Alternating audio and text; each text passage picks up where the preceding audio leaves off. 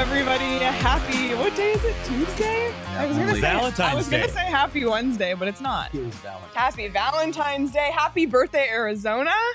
Is that a thing too? Yes. Happy birthday, Arizona. How are we supposed to know everything though? Like, you can't know everything.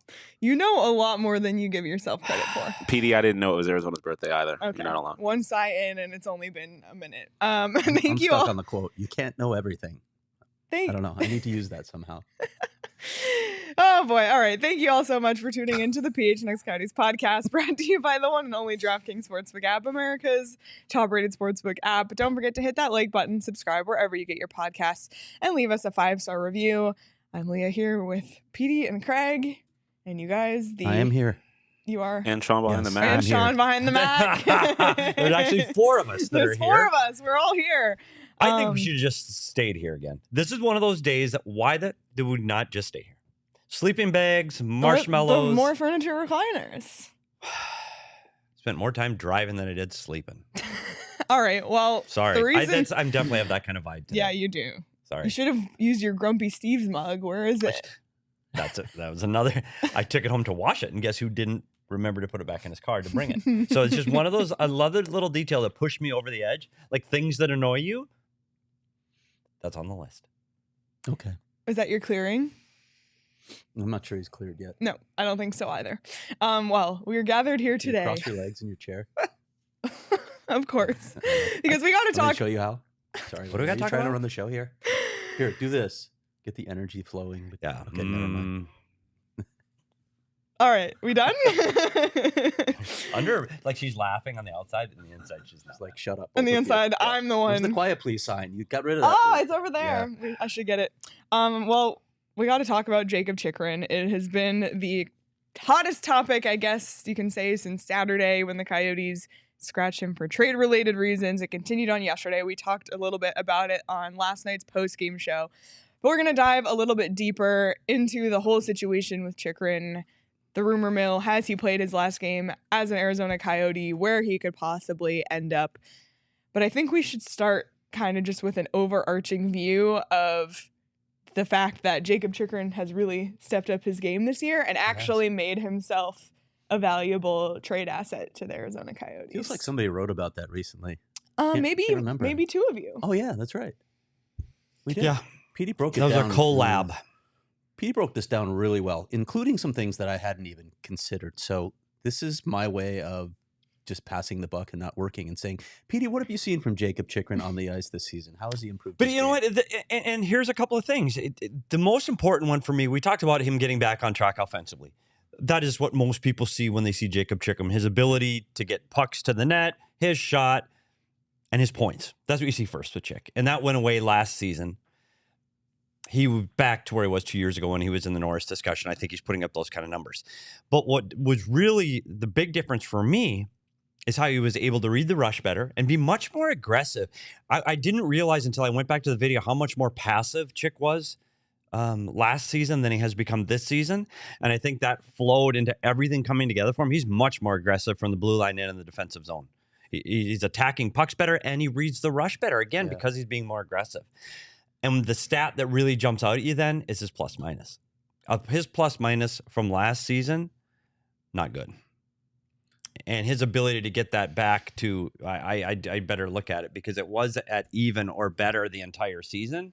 That's what the biggest difference is for me, is his ability to defend, not just that offense. And when you're talking about that, like some of the things that coaches will always talk about is gap control, for one. That's a big term with defensemen. So you have to have the right gap in order to make those plays. But then Talk always use the term, and I think other coaches use this as well, surfing, where you're not giving ground. You're skating forward, and you're attacking them, but you're driving them to one side. You're trying to drive them to the outside. And I go back to his plus minus, and I did get a chance to look at it. Right now, as it sits, Jakob Chychrun is a +8. There it is. That's crazy. And he had the green jacket for the biggest minus on the team last year. And for him to be +8, it really speaks volume to his ability to play both sides of the puck for the first time probably in his career. Like the offensive side has been there at moments, but this is the first time where he can play offensively and be out there on a defensive responsibility, which he hasn't been in the past. I'm going to ask you to explain one other thing that coaches always say, that defense drives offense. with his offense, clearly the opportunity to play alongside Shane Gostisbehere has helped him. He's playing with a guy who has the same mindset. They're playing offensively. They're playing on the ice a lot of times when Clayton Keller and Nick Schmaltz are on the ice. So when you play with guys like that, it allows you to play in the offensive zone on the attack a lot more with guys who are generally going to have the puck, guys who are going to make plays. How is his defense helping drive that? How does that happen? But again, it goes back to the same thing I said about him being aggressive. So now what was happening, and you look at how his ability to break the puck out of the zone a year ago versus this year, when he was playing passive, he was turning the puck over, then he was defending more. Now he's aggressive on the puck, and I don't think he's getting the turnover himself. He's pinning the opponent to the wall and letting the second player, we call it second quick, pick up the puck, and they're able to break out more. When you break out more, you're in the offensive zone more, adding more to the offense. And in the offensive zone, he had this tendency to drift towards the blue line. If you look at his shot selection from a year ago, a lot of his shots, his body language is almost pulling himself out of the zone towards the blue line. Now he attacks downhill. Like his momentum, his body language, his force, everything is going towards the net. You're seeing him getting goals from the top of the circle all the way to the blue paint because his momentum is carrying him forward. It's just a much more aggressive Jakob Chychrun, and I think that's a confidence in his physical play. And I know we talked about him being a little bit more lean and a little more muscular, if that's even possible. But I think that's what's helping his game be more aggressive all over. The liver diet. That's the key. Raw clearly. hearts. Raw hearts. And oh boy. Well, we've talked about how he's improved. So let's talk about the trade rumor mill, if you will. And man, in the last 3 days have we seen it all. As far as rumors go, we've seen the good, we've seen the bad, and we've seen the ugly. I wish we could use the actual, the good, the bad, and the ugly soundtrack. Trying not to get copyrighted. Yes, we're trying not to get crushed by whoever it is that crushes us, but we found some good Western music to play. And I'm always a fan of Western music because it's what? What is this? What are they doing? What are they trying to accomplish here? Like the good and bad, the ugly, the music is crazy. It's so out there, but it's iconic because of that. But anyway, getting back to the Jakob Chychrun discussion, we have seen a lot of rumors. We saw them over the weekend of potential trades, things that people were hearing. We saw the bad rumor of him going to LA and Brant Clark being part of that deal. Not true. Wasn't on the table. I don't know what to say about these more than what I've said already, Leah, other than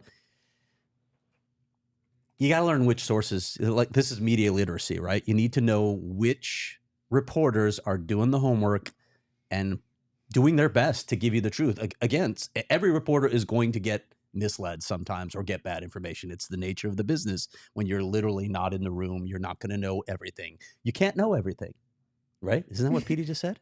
Can't know everything. But there are people out there with great track records, and I think people know who they are. Elliot Friedman, Jeff Merrick, Darren Drager, Pierre LeBrun. These are guys that when they report something, Craig Morgan. Craig S. Morgan. I got to check into that because these are guys that have sources and they do the work and they're trained as reporters. I don't mean to throw shade at some of the former NHL players that step into this arena, but they're not trained as reporters. So when they throw something out there, I'm going to take it with a large grain of salt because, sorry, I went to school for this. You went to school for this. We learned standards of journalism. These guys haven't done that. You can't just step into a job, a profession like this and go, oh, I could do this. I know people. It doesn't work that way. Even if you think you have sources and you're hearing information, it's not necessarily credible. You have to have the right sources. You have to corroborate. You have to have relationships. And a lot of times people are a little too loose with those standards and we get the sort of stuff that we saw this weekend. Yeah, but Craig, you know who knows what's going to happen with Jakob Chychrun?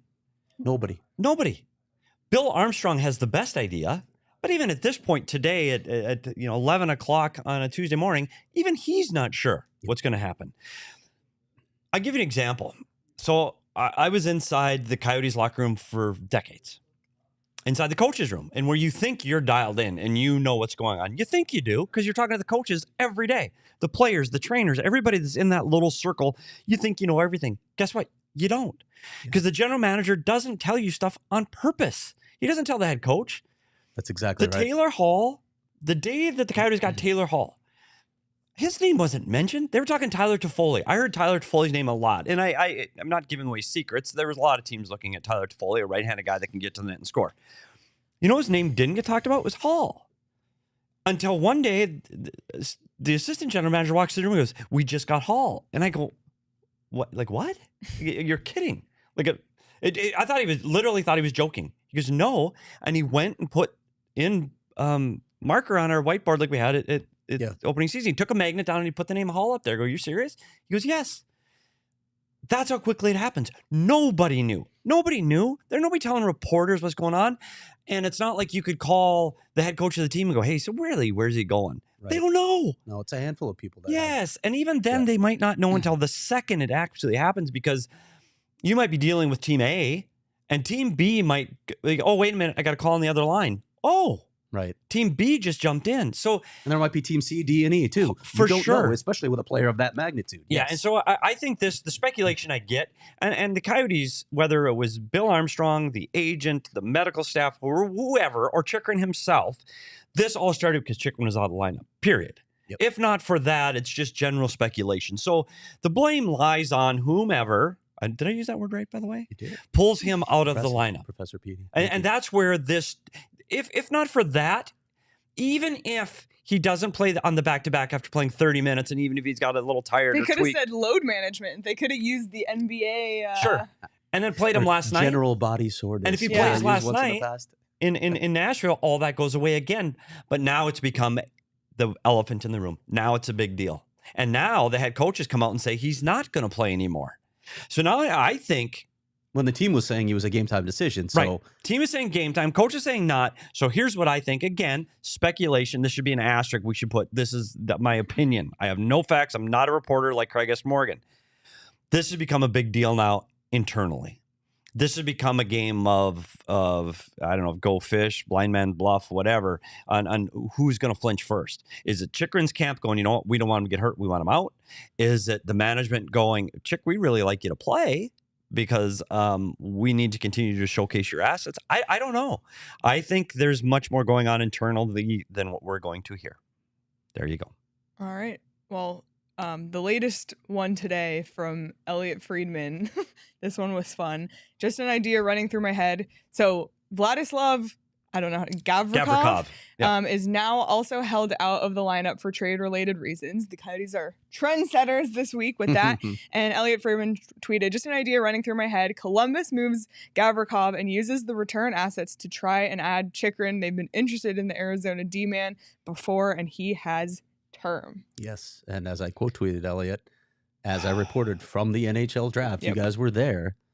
I was told by multiple sources that the Coyotes had a deal in place to send Jakob Chychrun to the Columbus Blue Jackets, but it was Chychrun's camp that quashed the deal, which is interesting because it doesn't have trade protection. But that's what I was told at the draft. So this has been brewing for a while. So could Columbus get back in it? I don't know. I don't know what your perspective is when you're at the dead bottom of the NHL standings, but maybe you're thinking long term. Again, yeah, he's a long-term player because he's under contract for 2 more years, and you wanted him before. Why wouldn't you want him now? The question is, what is Columbus going to give up in assets? Because when you look at this roster, how much do they need? How much do they still need in order to build this into a playoff team? Yeah, and you look at Gavrikov, he's a guy, and the biggest reason he is being held out now, he's a guy that he's UFA at the end of the year, and he's apparently, you're not going to re-sign him. He's at a 1.9 cap hit.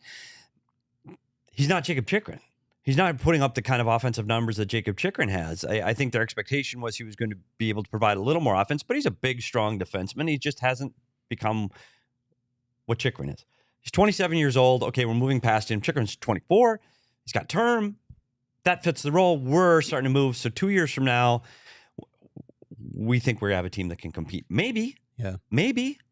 But what are you willing to give up to get to that point? You're talking about a team that has to give up your draft picks, first round draft picks, right? Yeah, they need a lot. Yeah. So this is a team that needs that first round pick. So I don't know if that's a fit. I just don't see it. But what it did do is it started that trend of sitting guys out. Does Gavrikov, if he's sitting out, if Chychrun isn't sitting out, because those are the two D name, you hear a lot of those two.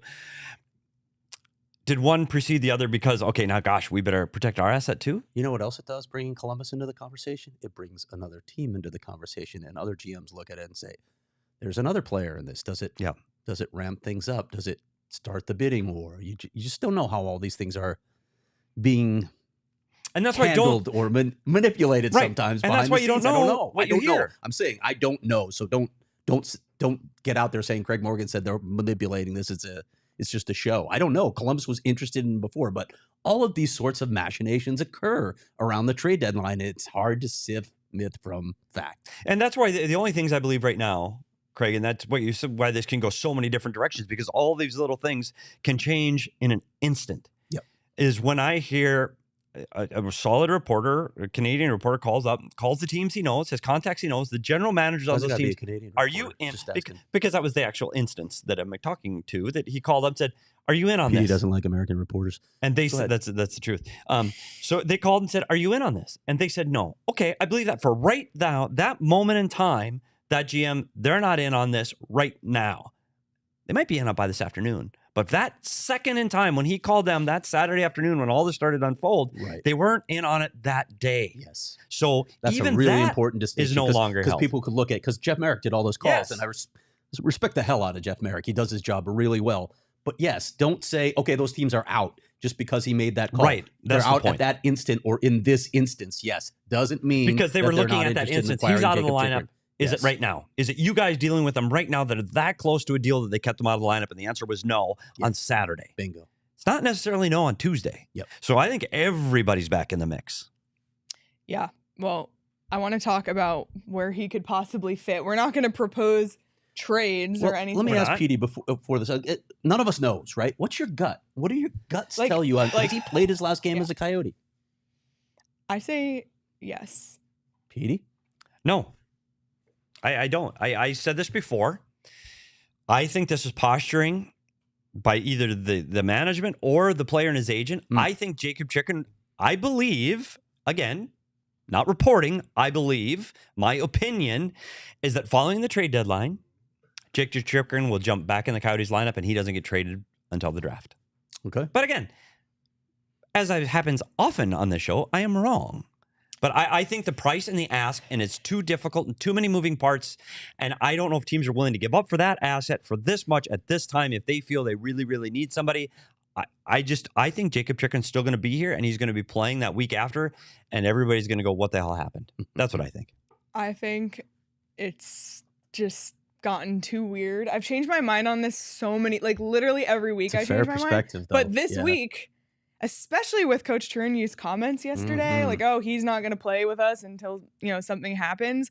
That was really interesting for me. I just can't imagine now at this point him like walking back in the locker room and getting back in the lineup and everything just like, oh, we can forget about this. They were able to forget about his comments at media day and move on. And like Coach Tourigny said yesterday, he was a professional. He was a good teammate. He came to the rink every day. We've talked about it on this show. You guys talked to him. He had a smile on his face, etc. But I just think it's too damaged. And I think that in these next 10 days or so, as teams kind of cement where they are, what they want to do, and what we've seen other teams pay for a Bo Horvat, for a Tarasenko, teams are willing to pay first-round picks and prospects. Yeah. So, right? Yes. Like, I keep seeing people saying, oh, the cost is astronomical. I see reporters saying that. Like, look at precedent. Look at some of the other trades. It really isn't, actually. I think when it comes down to it, a team is going to be willing to pay the price. And I just think it would be too strange for him to come back. So, yeah, you might be right. You might be right. But you might be right too. Like, but it's hard in a room. It's hard in a room. You don't think the guys, I'm telling you, that caused problems in training camp. It absolutely did when he came out and said he wanted to be somewhere that was trying to win. Guys were pissed because there are guys here that believe they can win here and that they've put their career into that basket and saying, yeah, well, I'm going to be a Coyote. Guys are pissed. Yeah. And it took some time to get that trust back. And they might say on the microphone, no, it's all great. We're all good. There were some guys that were not happy with those comments. And it took some time to get everything back on track. And Andre said he's been a good soldier. All those things are back.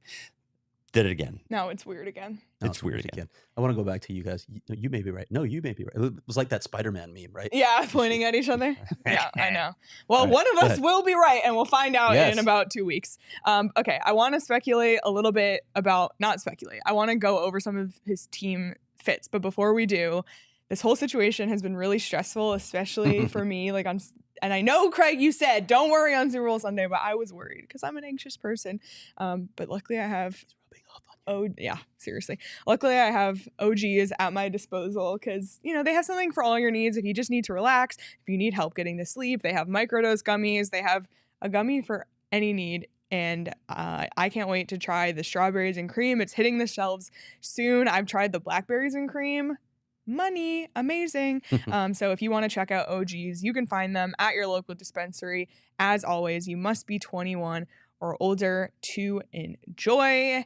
And the Super Bowl is over, but that doesn't mean that you can't bet on the DraftKings Sportsbook app because KD will be joining the Suns soon. So that's going to be fun when it comes to betting with that. Obviously, the Coyotes, there's a lot of stuff. And what's going to be really interesting, too, once the trade deadline comes and goes, how team championship odds will shift. We'll pay attention to that. Watch that. Might be fun to sprinkle some money on team futures. That's always a fun one on DraftKings. There's got to be a line on which team Jakob Chychrun will go to too, right? Is there on DraftKings? There isn't. There isn't. There okay. needs to be. DraftKings, Listen, can we hashtag- please get lines on where Jakob Chychrun will be traded, or you can include the Coyotes on that? Please and thank you.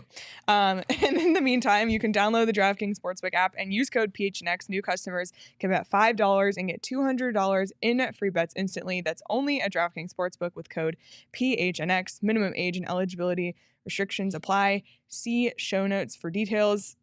Do you have a pick of the week, Sean? I do. Okay. I actually looked at the rundown, so I was prepared. Okay. Actually, one of us did. Listen, the Sabres got blown out yesterday. Yeah, by the LA Kings. Sorry, we didn't need to bring that up, but Okay. cool. So there's a lot of cool stuff you can bet on the DraftKings Sportsbook app. And one thing, searching through the NHL tab, you can bet on there's a daily special for the total number of goals scored across all the games in the NHL That's tonight. fun. Yeah. There are 9 games being played in the NHL. The over-under is set at 56.5 total goals, which averages out to about just over 6.2 goals per game. I'm going to take the under. So my DraftKings Sportsbook pick of the week is under 56.5 total goals scored today in the 9 NHL games that are being played. You looked at the teams and said, "Nah, these are." I didn't really even look at the teams. teams. I was just like 6.2 goals a lot. It seems like a lot, and oh wow, you look at the teams. Chicago is playing. Blue Jackets are playing. The Islanders are playing. Islanders Yeah. are playing. The Islanders are Yeah. playing. That's all you need to know. There you go. Under. Yep. So I'm taking my DraftKings Sportsbook pick of the week is under 56.5 goals across the NHL on today, February 14th. All right. Thank you, Sean. If you want, that's a fun one. I didn't know that was on there. Yeah, so that is I'm actually a going to cool check one. that out Yeah. for sure. All right. Well, back to the Chychrun discussion. Craig, on Saturday when this all went down, you mentioned a couple teams, and these 4 teams I think have been in the mix. They have. A lot of people have reported. Yes. This, So it's corroborated. That's LA, obviously Edmonton, Toronto, and Boston. Yep. So I just want to take a couple minutes to talk about how Jakob Chychrun could fit in each of those lineups. And Craig, I know you reached out to a couple of beat reporters from those teams to get some input. So I'm going to shout out all these guys because it was this morning and I got really That's good awesome. info before our show. So thank you. I'll start with the Toronto Maple Leafs because someone in here is a Maple Leafs fan, grew up a Maple Leafs fan, and David Alter has been on our show. So David, thank you for your thoughts. I'm just going to sort of read his thoughts out loud. We were texting, so it's not exactly complete sentences. My guess is if they had Chychrun, they'd slot him on the second pair. They really like Morgan and Riley and TJ Brody together in the top unit, but they might try to experiment with Riley Chychrun if there were no other fit. He'd essentially be their longer-term and younger Jake Muzzin replacement.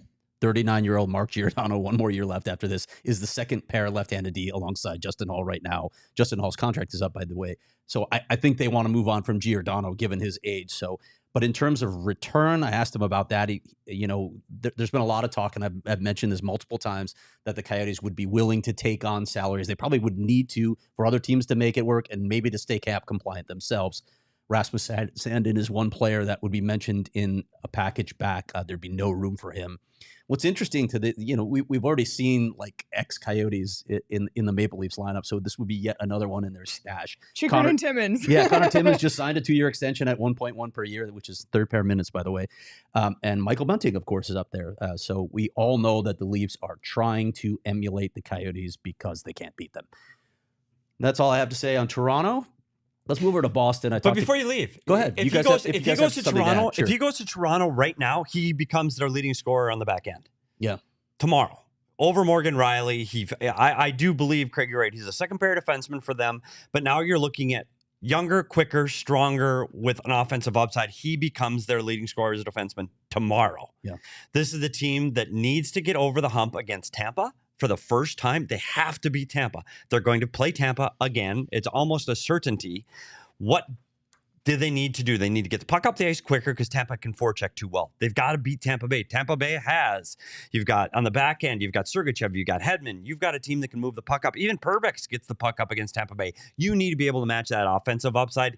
You need Jakob Chychrun. I think Toronto needs Jakob Chychrun. I think if they need to get over this hump, they need to be able to score from the back end. They clearly show them they can score from the front.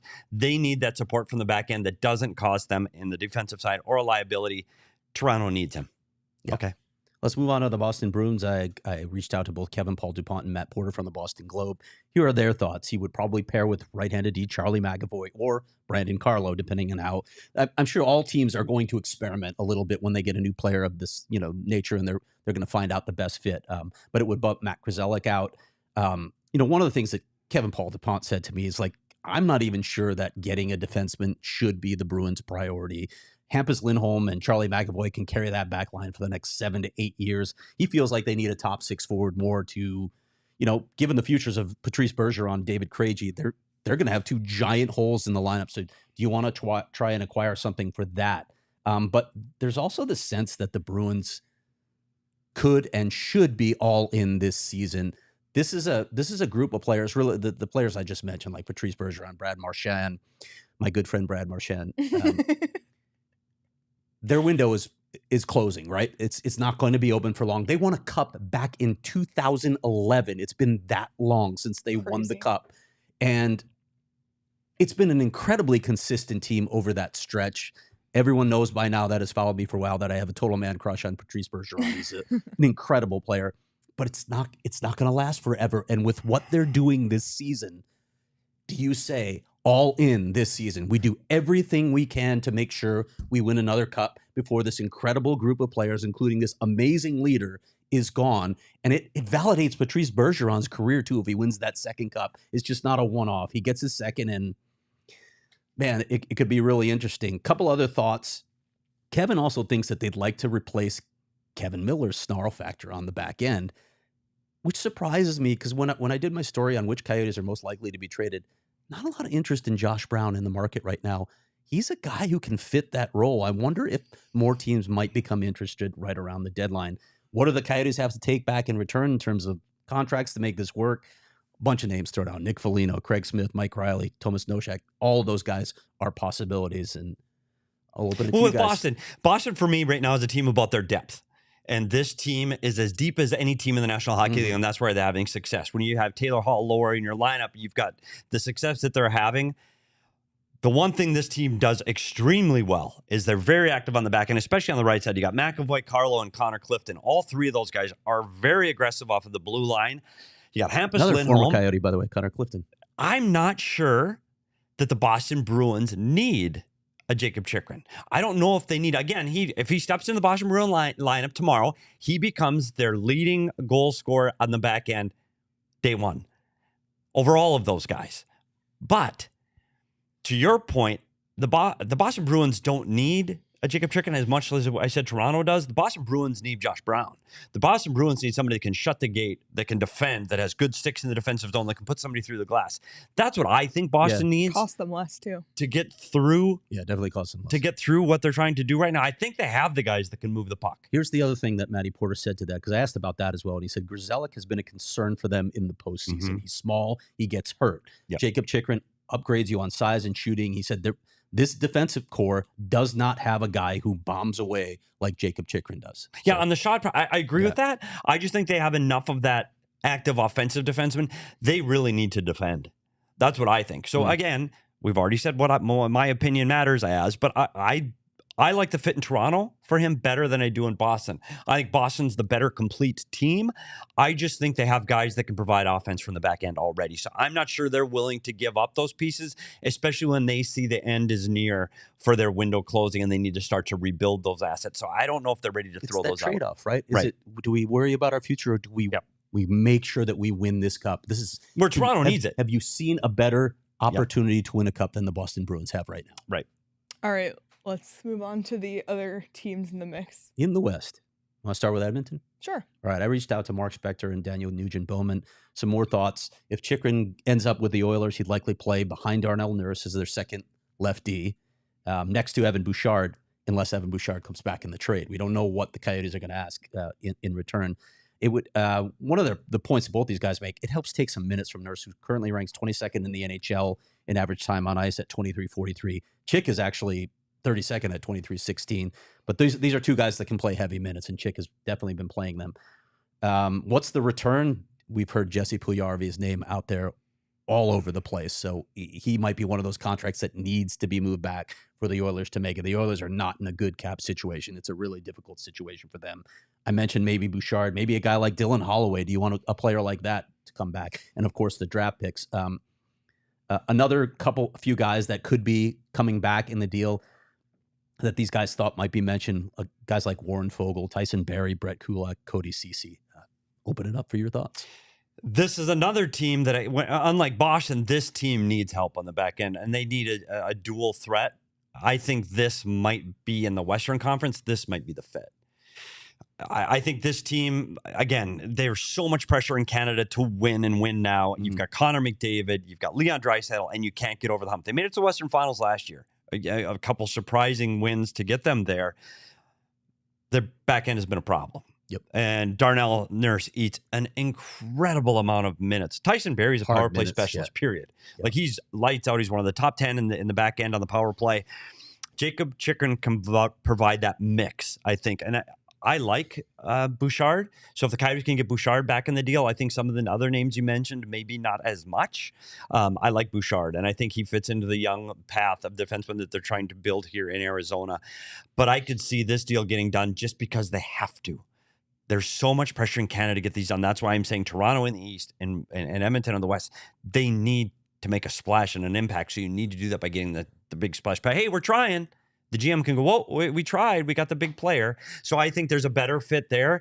And can you see him trying to get the puck and jumping in the rush with McDavid and Draisaitl? Might find him. McDavid might find him with the return pass. And another thing is you've started to hear Erik Karlsson's name thrown around with Edmonton. The problem with Erik Karlsson is his cap hit is ginormous. Yeah, I can't imagine how he gets moved. And you look at Chychrun, who has a very, very, very doable cap hit. So if you're looking at the market and you're looking at Karlsson and Chychrun and what you could possibly afford more, I would say Chychrun is the better option in that sense. Obviously, Erik Karlsson is like a Norris contender right now, just unbelievable defenseman in his going back playing how he did in his prime days. But I don't know. I just think Chychrun might be a better option for them. Makes me pause on that potential deal, aside from the contract, which I don't think Erik Karlsson's moving because that contract's enormous. There's been so much talk about the Oilers needing to defend better, and you're talking about Erik Karlsson? Really? He's very offensive. He's not a defensive defenseman, and maybe your idea is, well, he won't have to defend because we'll have the puck all the time. Okay, maybe, because there is an argument to be made there, but if you're saying we really need to be a better defensive team, with that contract, I'm not sure that's the move for the Edmonton Oilers. All right, lastly, let's talk about LA, which is the team that was kind of leading the... It's not Brant Clark. No. Leading the conversation this weekend. What'd you hear from LA? Spoke to Eric Stevens with The Athletic, and one of the things he said, he'd suspect he'd play on the second pair with Matt Roy. I always want to say Matt Roy. I know. I want to go to the French pronunciation, even though he's American. Drew Doughty loves Mikey Anderson as his partner, so I don't think that changes. Some of the salary that they might have to dump, guys like Sean Walker, who is now healthy and can play on the left side, even though he's right-handed. Maybe a guy like Brendan Lemieux. I don't know. It sounds like Clark and Byfield Clark is not involved in the deal. I don't think Byfield is either. So who are the pieces that could be coming back? Guys like Turcotte or Spence, and then whether it's a first-round pick this year or next year. I don't think the Kings would be willing to trade both of those, and they wouldn't have to if they're giving up a prospect. I've made this point over and over again, but people are still hung up on it's got to be 2 first-round draft picks. It could be a first-round draft pick or a guy who was drafted in the first round that the Coyotes like, not just, oh, he was drafted in first round, so we can toss him. It matters how the Coyotes feel about him, obviously, but it's sort of that level of player, right? So if you're looking at 2 first, you could say, okay, 1 first-round pick and a guy who was taken in the first round that the Coyotes like, and then throw in that other prospect, the second-round pick or prospect of that level. Bill Armstrong is not set on one way to do this deal. You can't be as a GM. You have to be flexible and listen to different types of offers and then assess whether you feel it's requisite value. I don't mind this fit for them right now, and a couple reasons. I think LA has a mix of old and young, so they are rebuilding on the fly. So I think they are planning to be good for the short term. Their scoring by defenseman is way down there. 18th in the league by scoring by defense. This is a team that helps. You look back when they had Alec Martinez and when Drew Doughty was providing more offense. Yep. This is the team that has been known for being able to provide offense from the defense, and they're not doing it this year. I mean, Drew Doughty's not putting up the kind of numbers he's put up in the past. Drew Doughty has 3 goals right now. So I think they're a team that could get the added help from adding some offense on the back end. You talked about Roy, and I think his numbers are great. He's got 7 goals already this year, the same as Chychrun does. So I think he provides that. But the other problem LA's having right now is they're having problems keeping the puck out of the net. They're 11th from the bottom in goals against per game. So they need suggesting something. They need to defend better. Oh, I thought you were suggesting a goalie. Well, no, they need to defend. Their goaltending is a problem. Yep. It has been. And they thought Peterson was the answer. That wasn't the answer. They cut Quick was on his way out, and he's become, they're having issues at the back end. So does Jakob Chychrun help provide a two-way player that provides the little bit of offense and can help them defend a little bit better? I think he does. We talked about the issue with them right now is I'm not sure the desperation is there enough to give the return that Bill Armstrong needs to get out of the LA Kings. I know we've talked about a lot of their assets. I think that there is more of a desperation on the Edmonton Oilers' part that is willing to part with future assets. Or the Maple Leafs. That's what I mean, in the East and the West. Yeah. I think both of the 2 Canadian teams are willing to part with more of their future for the win now mentality, whereas I think LA is already rebuilding on the fly, and I'm not sure they're willing to give up the assets that Bill is looking for. I think it's a good fit. I think on the team in this lineup, I think Chychrun looks good in LA. I do. I think that he can help move the puck up the ice quicker. I think I like them with Kevin Fiala on that team now, and Anze Kopitar still playing a significant role.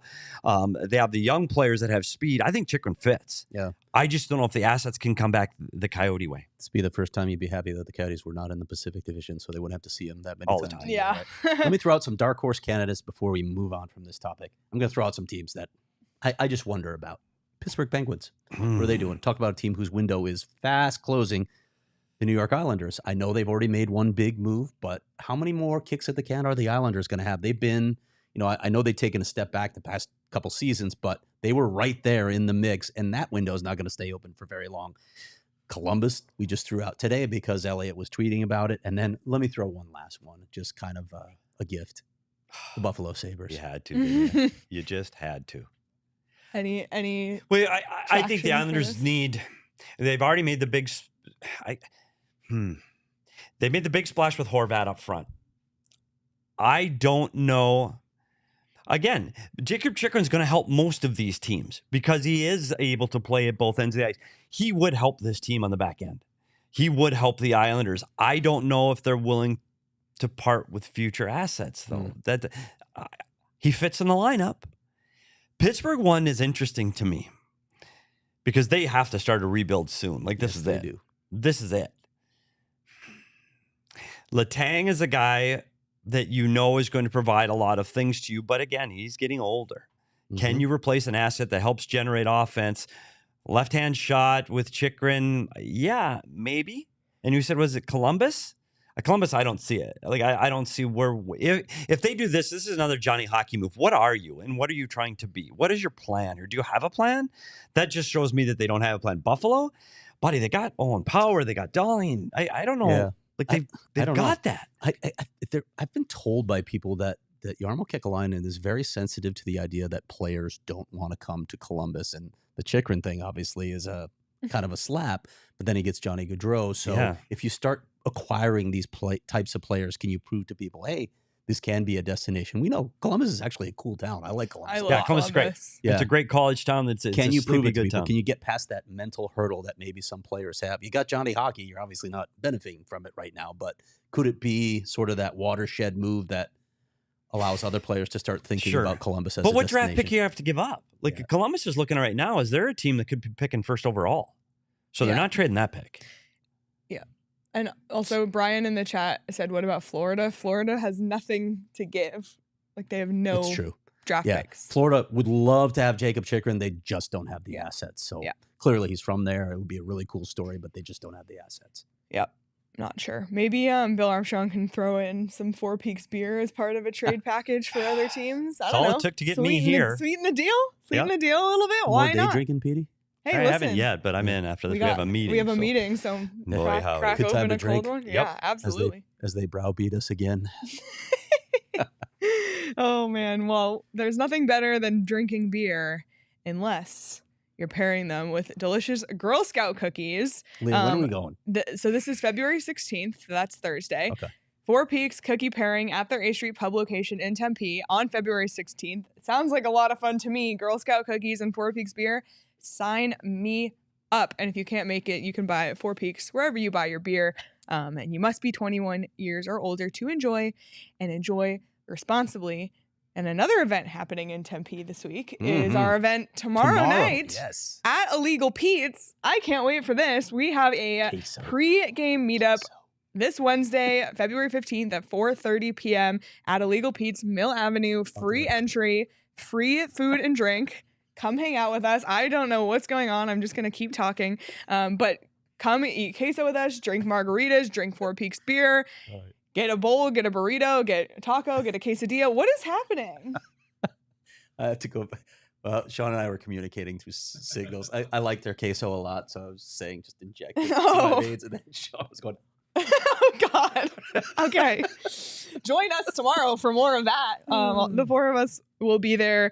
And nothing, listen. Finally, it's the four of Yeah. us. And I Yes. just had a thought because it's Illegal Pete, and then we're going right from there to the game, right? Yep. And what event is happening at the game?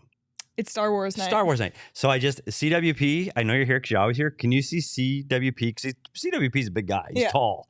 Can you see him rolling in with the Chewbacca costume? And but he's with the going to the face game, cut out. too. But with the face cut out, so he's got like he's a teddy bear, but he's got the Chewbacca thing.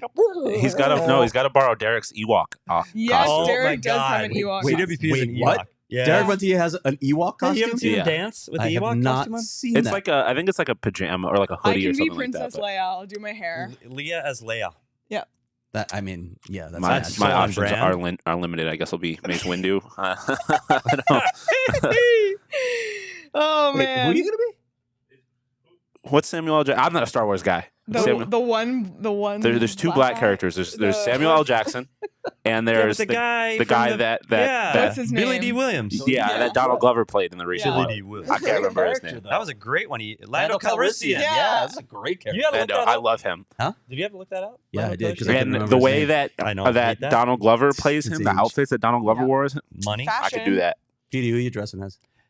You Okay, you so we're you could pull now off a Luke Skywalker, I think. dressing up at No. Illegal Pete's and for the You game. don't think you can pull off Luke, younger Luke? like a younger Obi-Wan? Oh, Obi-Wan. Wow. Like I the kind middle. of like this with the beard Yeah. going right now Yeah. too. You Like know? the Love it. Wait. Sir Ewan Alec McGregor. Guinness. Like the Ewan Who are McGregor. you? I The don't know, Ewan you guys tell me. McGregor Obi.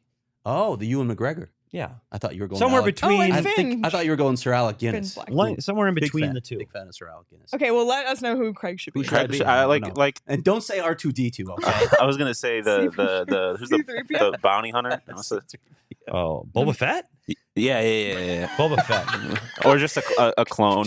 Tracking down bad trade rumors. It's Craig. Boba Fett's my favorite. Oh though. man. All right. Well, just continuing to talk about Illegal Pete's. Nothing soothes the soul like fresh limes, tequila, lots of tequila, and sweet agave. And this Valentine's Day, an Illegal Pete's margarita is the real key to your heart. Stop by for happy hour 3 to 6 p.m. every single day.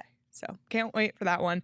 Looking forward to it. And while we're on the subject of February 14th, let's do kind of a check-in at where the Coyotes are right now on Valentine's Day compared to where they've been on this day in other years, in other tank years, and in other years in general, and how the rest of the year shook out from that point. And this is courtesy of Petey. Professor Petey. Professor Did some Petey. serious research on this.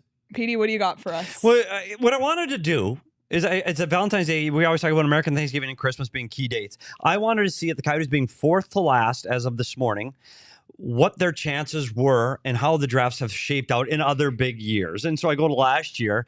At this point, they were 2nd to last. 2nd to last. I was shocked when they had 20. They had 28 points a year ago. They have 44 now. Wow. They finished 2nd to last, picked 3rd. So I don't know if you saw the trajectory there. They actually picked lower. Classic. Montreal, last, Slavkovsky. So it kind of held pattern, and you go, oh, okay, that makes sense. So I went back to 17-18 when the Buffalo Sabres picked Rasmus Dahlin for their defense. The Coyotes were last at this point, last. But as we know, the Coyotes tend to do, they improved and got better and were 3rd to last by the final standings, but picked 5th. Yep, picked 5th. So again. Classic. So let's go to some big drafts. How about McDavid? And McDavid, everybody was tanking. Everybody purposely tanking. We're trying to lose. Buffalo Sabres were overtly tanking. Like anytime a goaltender won a game, they trade him. Tanking.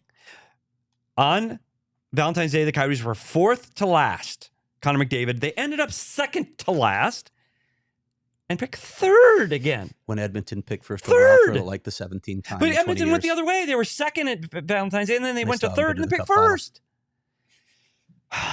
Then here's the one I want everybody to pay attention to.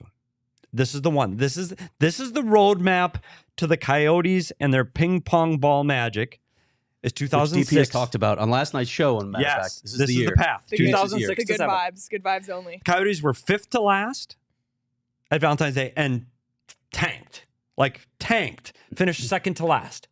And where they pick, Petey? 3rd. Oh, okay. I mean, have we noticed a pattern here? Yeah, they never move up. They never literally have never moved up. So they picked 3rd and picked Kyle Turris. The Chicago Blackhawks at this moment in time were 4th to last. Do you remember where I said the Coyotes are right now? 4th to last. Chicago actually won more games, did better, finished 5th to last. So everybody can calm the hell down. Coyotes can win a few games because what did Chicago do from 5th to last?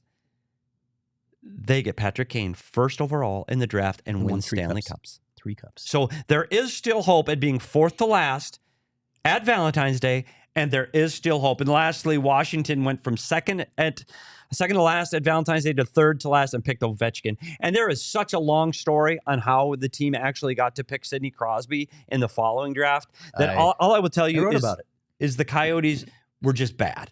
It was just bad luck because it took their last 3 years from account. There was no season in 4-5, so there was no positioning. So they put all the balls into a basket. 48 balls. Coyotes had 2. 4 teams had 3. 10 teams had 2. 16 teams had 1. Coyotes should have been picking at worst 14th. They picked 17th. So there were 1, 2, 3, 4, 5, 6 teams that had 1 ball that jumped over. Montreal did the best, jumped up with 1 ball to get Carey Price at 5. How'd that work out pretty well? Anyway, it's a little bit of drafting. I guess the point of all that is on Valentine's Day with the Coyotes sitting in 4th to last, everything's okay. I like the idea of Valentine's Day as a check-in point, like American Thanksgiving, but for tank matters. So everybody deep breath. We're okay. Thank you for that research and breakdown. So that's kind of like the Patrick Kane year. This is the path to the Coyotes winning cups. I think if we just continue with this positive energy and these positive vibes, I think we can really speak something into existence here. I'm in. All right. You know me. We're going to follow Sean's lead here. Or we can try. We might even need a graphic here. Just of what? Good karma. Good karma? Good vibes? Because that's what we bring. Maybe I should start bringing my crystals into the office. I'm in. Clearing. Yep. Let's do it. Burn Smudging. some sage. Arrange them appropriately. Definitely. Oh, I was going to say. A little smudge. I guess it won't work. I was going to say you got to bring sage to Nashville, but at that point it won't matter. Yeah, that'd be a little late, buddy. Yeah. Maybe we can convince Bill Armstrong to just burn some sage. What are we going to do? Mail some sage to Uncle Gary. So can we do, and I don't even know when this is, so I shouldn't speak ahead of time, that live ping pong draw, but that's kind of a big deal. It's a really big deal. Okay.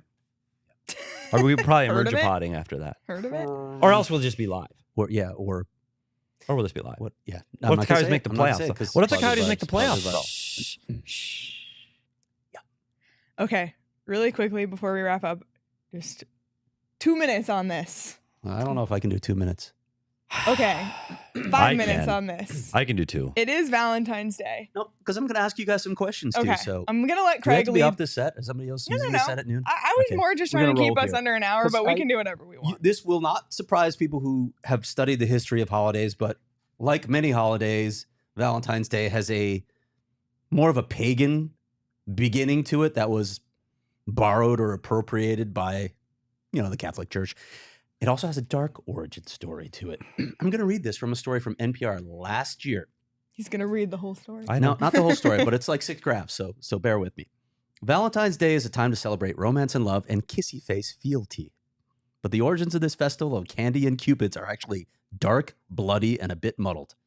Though no one has pinpointed the exact origin of the holiday, one place to start is ancient Rome. From February 13th to 15th, the Romans celebrated the feast of Lupercalia. The men sacrificed a goat and a dog, then whipped women with the hides of the animals they had just slain. Huh. The Roman romantics were drunk. They were naked. Noel Linsky, now a religious studies professor at Yale, told Sounding a NPR. lot more like my Valentine. Young women would line up for the men to hit them. They believed this would make them fertile. The brutal festival included a matchmaking lottery in which young men drew the names of women from a jar. The couple would then be coupled up for the duration of the festival, or longer if the match was right. If they used Roman. The ancient Romans may also be responsible for the name of our modern day of love. Emperor Claudius II executed 2 men, both named Valentine, on February 14th of different years in the 3rd century. Their martyrdom was honored by the Catholic Church with the celebration of St. Valentine's Day. So guys, if you're looking for a special thing to do for your woman, go out there, kill an animal, skin it, and whip your woman with it. Nothing will get her in the mood more like that than that. That got intense so fast. This is Max is standing over there watching. This is not a Roman read.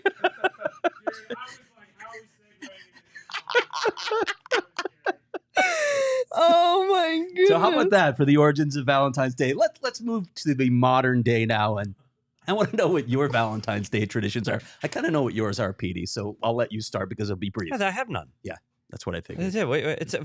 I will say this: it evolves as your relationship evolves. Yeah. Like I've been married now. I don't know. She knows how many years. It's been a few. That's something you should know. No. Just saying. It's been a really few. is. She knows. Yeah. So early, HK. it's you're trying to still impress. HK now. It's like if you get up and you remember within the first 2 hours of being awake, it's a win.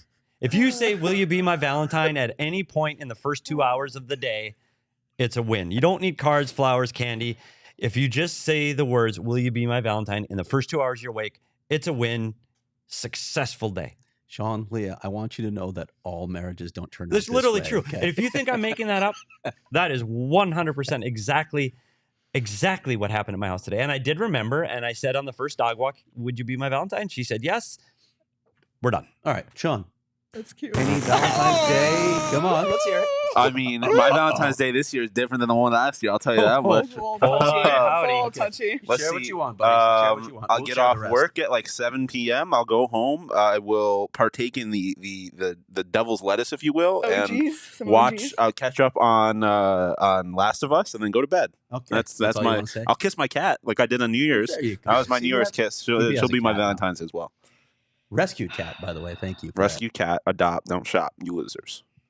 Agree. Leah? Well, I've only had a boyfriend for 2 Valentine's Days in my whole life. Okay.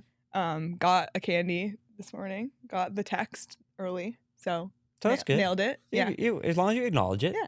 Whatever. Yeah. I just think what happens, this is one of those I know you gave us the actual real history, but it's propagated by commercialism We'll talk and about that. raising money. Like it's just Thank you. buy flowers, sell candy, and sell cards. By the way, cards. I Sorry, like cards. nobody Can that we I talk know. about Hallmark greeting cards? You're never going to get a card from me, ever. Okay. I Because like here's cards. the best card you ever get. The best card in your entire life. Oh, that's really good. Garbage. Or $7. or you put it in a drawer for what? For what? Flame it. Just burn your money instead. Yes. Here's my take on greeting cards. I'm a writer, so I'm insulted by most greeting cards because the writing is horrifically bad and sappy, and don't ever give me some of that junior high school level writing. I don't want a greeting card, and I don't want to waste the money on it. And my wife feels the same way, so we don't buy each other cards. I will say, I think on certain situations, they're like, I'm good with a green card. Like if someone moves away and you like a little keepsake that everyone signed, right? Like the card we sent David, everyone signed it. I think that like that's cool. But for like if you're sending a Christmas card every year, or you're sending a Valentine's Day card every year, it's like it's the same shit as last year. Like, but the simple message with David too, right? It's just like congrats or something. Yeah, and like everyone writes their own little message, but like writing a love poem in a card, horrible writing. I just also don't like when you get a card and it's like you just do name and then it's whatever the card says and then sign. Like at least if you're gonna buy a card, you have to write. You have to write your own message. It doesn't have to be a novel. Agree with that. But it has to be a message. I like cards. I think it's thoughtful. But also, breaking news: the Cardinals are hiring their head coach, and we are the ones live right now. Breaking news. Kidding? This is now the PHNX Cardinals show. Is that happening now? Cardinals are finalizing a deal with Eagles defensive coordinator Jonathan Gannon to become their new head coach, sources tell ESPN. There it is. So we do have to get off here. Take that, Bo and Johnny. So that's going to we got to get off. Got to get that hard-hitting analysis for this one. Just two more thoughts. I buy chocolates and flowers for Tara. I do that. Okay. Every woman loves flowers. Just saying. Often roses, but sometimes I buy purple iris because that's her favorite flower. So I will do that. What? He's laughing. No, because everybody, my wife, allergic to most things. If somebody buys her flowers, we go, oh, shut the door and we put them outside. They're done. Breaks out knives. Yeah, so it's fucking great. I don't have to buy her flowers. It's like getting DP peanut butter no cookies. Flowers. My ex hated roses. Same. Okay. No flowers. They die too fast. I think roses. I don't really love roses, but I do like flowers. No. We have a rose but bush. it's okay because you know that your wife loves roses, and as you should know your person's favorite flowers. You know what else sucks? And I'm going to stop right here on Valentine's Day. Get out of here with the candy hearts. It's the worst candy ever made. It's like a combination of chalk, perfume, and sugar. They're horrifically bad. They are the Valentine's Day version of candy corn. I'll eat like one every year. Perfect. And that's my fill for the next 365 days, and then bring it back. I feel the same way about the little chalky candies with the words on them. Are we talking about candy hearts? The same thing. Oh, I said chocolate hearts. No. Candy hearts. I said candy hearts. They taste like chalk. Oh, I'm sorry. Chalk, not chocolate. I apologize. I don't pay attention. Which is how Sean thinks chocolate tastes. I agree. They're ass. They're awful. They're funny little sayings, and it's fun to throw them at people. Like, I mean, there was a thing. Throw them at people? Well, you know, like here's something with a really cute saying. I might throw them at people. The whole thing is a scam, except the lingerie, but that's a whole nother. Oh, buddy. Okay, that's... Well, I'm way past that now. Our walk off. Sorry, Haiti, we're past All that. right. Well, I have a new Valentine's Day tradition. I got nothing. New Valentine's Day tradition for you and your sports-loving partner. Get the Underdog Fantasy app and do a 2-person draft with them. And then whoever wins... It doesn't involve skinning animals. No. Whoever wins has to buy dinner or buy... By the way, my mom just texted me, Happy Valentine's Day, my sweet love. That is so sweet. I got my text from my grandma this morning. It's the one text. It's the only one I need. It. Anyway, Underdog Fantasy, a great way to, I don't know, that can be a love language. Why not? Do it. Download the Underdog Fantasy app. Go to underdogfantasy.com. Sign up with the code PHNX, and Underdog will match your first deposit up to $100. And then any money you win on Underdog today, just spend it on your loved ones. Shower them with love, and that $100 match, it'll get you some coin. So check that out. And if you need another idea for a sports fan partner, check out phnxlocker.com because we have the brand new Slim Valley Reaper t-shirt, which we launched last week, the Kevin Durant shirt. Unreal. This is amazing. So grab this for the sports fan, for the Suns fan in your life. Make sure to get your hands on it now before it sells out. That's on phnxlocker.com. You can also give the gift of a Die Hard membership. I'm just giving out gift ideas. I want the thing as a painting on my wall. I know, me too. It's unreal. Seriously, it's really cool. Unreal. I'll just send you this graphic. You can print it out for your wall. But check out PHNX Locker. Check out PHNX. Go phnx.com/diehard. Become a diehard. Join our Discord where you can see Drew's hilarious Photoshop. I saw Jakob Chychrun with the Penguins this morning. He's really continuing. He's still at it with the Photoshop. It's been hilarious. But yeah, lots of perks to becoming a diehard, and as well as reading the diehard only stories on gophnx.com from Craig. So check it out. Coming tomorrow. Oh, on? It's not really with the vibe of today, so I don't want to say it. Okay, let's not. Yeah, you're right. Yeah. Any final notes before we head out? No, we're done. All right, we're done. Well, We appreciate you all. Switch over to the Cardinal, happy folks. Valentine. I'm sure there's yeah, one coming. They're going live any second. So happy Valentine's Day, everybody. Thanks again for being here live with us in the chat or after the fact. Like this video, like wherever you get your podcasts, subscribe, leave us a 5-star review, if you will, on Apple, Spotify, wherever. You can follow all of us on Twitter at Craig S. Morgan, at Leah Merrill, at S. Peters Hockey, at Sean_DePaz. Follow PHNX Sports across all social platforms because there's a lot going on in the Arizona sports world all the time, it seems like. And you can follow us on Twitter at PHNX_Coyotes. We will be live tomorrow night after the Tampa Bay Lightning take on the Arizona Coyotes. Join us at Illegal Pete's tomorrow starting at 4:30. But until then, everyone, enjoy the rest of your Tuesday. Happy Valentine's Day, and we'll see you tomorrow. Bye.